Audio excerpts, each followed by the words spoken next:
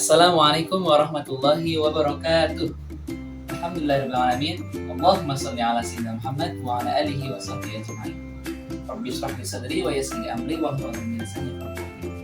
Halo teman-teman, pada kesempatan kali ini saya akan menyampaikan unsur-unsur komunikasi.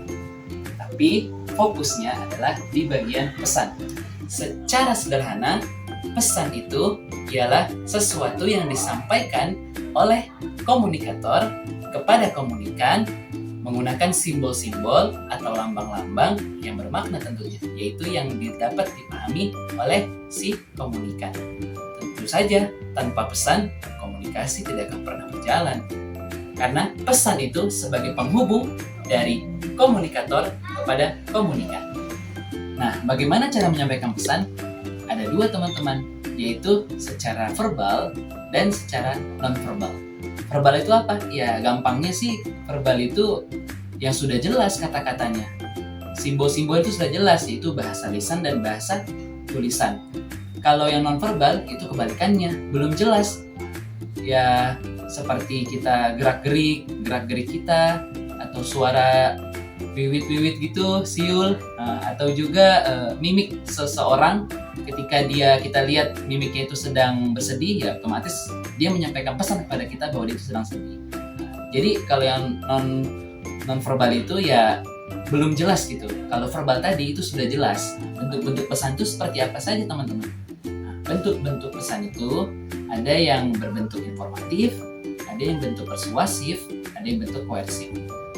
Informatif intinya itu sesuatu yang membuat komunikan itu mendapatkan informasi baru. Nah itu informasi baru.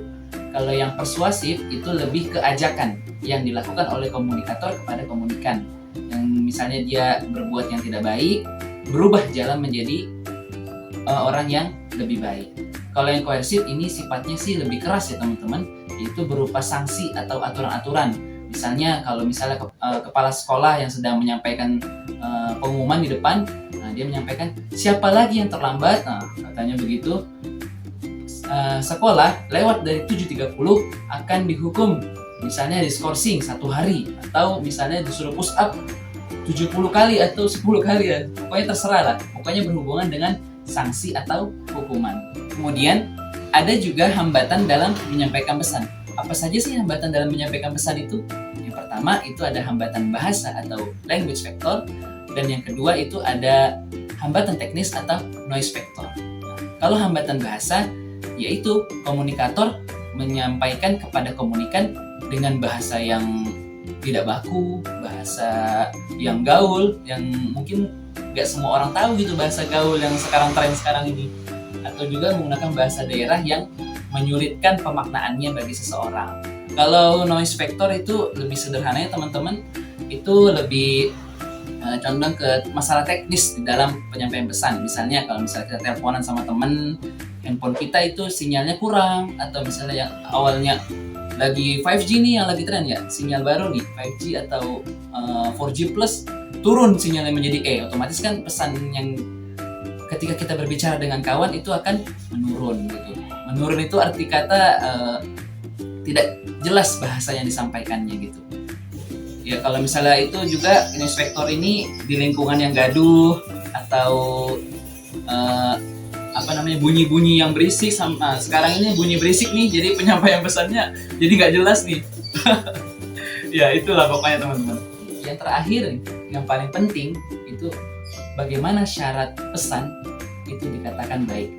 Ini penting banget teman-teman. Yang pertama itu adalah umum. Apa maksudnya umum? Intinya itu bahasa yang digunakan itu harus dipahami oleh banyak khalayak orang. Maksudnya itu bahasanya itu ya orang lain tuh tahu gitu secara umum. Terus yang kedua yaitu jelas dan gamblang. Kalau jelas dan gamblang ini itu bahasanya itu orang paham, cuma kita menyampaikannya jangan berbelit-belit gitu. Kata-katanya orang paham, perkata-perkata itu paham, cuma ketika kita berbelit-belit dalam menyambung kata-kata, jadi itu membuat orang menjadi bingung, tidak tahu apa maksud yang kita sampaikan. Begitu. Yang ketiga, bahasa yang jelas. Kalau bahasa yang jelas itu yang tadi, kalau bahasa yang kita gunakan itu harus bisa disesuaikan dengan orang yang kita ajak atau komunikan yang kita ajak berbicara. Nah, bahasanya ya kalau dia misalnya orang Jawa, kita orang Sumatera, ya jangan pakai bahasa Sumatera ngomongnya, ya menggunakan bahasa Indonesia yang baik dan benar. Yang kelima itu adalah seimbang. Apa maksudnya seimbang?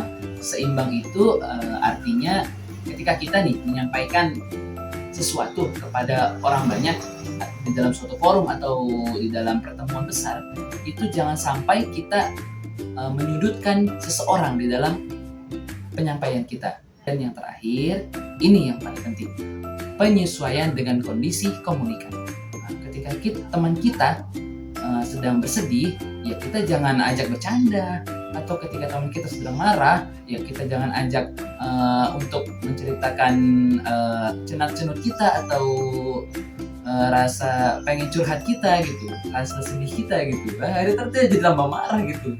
Nah, itulah teman-teman penjelasan saya mengenai pesan. Semoga bermanfaat bagi teman-teman sekalian. Insyaallah. Al-lisanul hal afsahul min lisanil qalb. Syukran katsiran. Terima kasih banyak. Assalamualaikum warahmatullahi wabarakatuh. See you next time.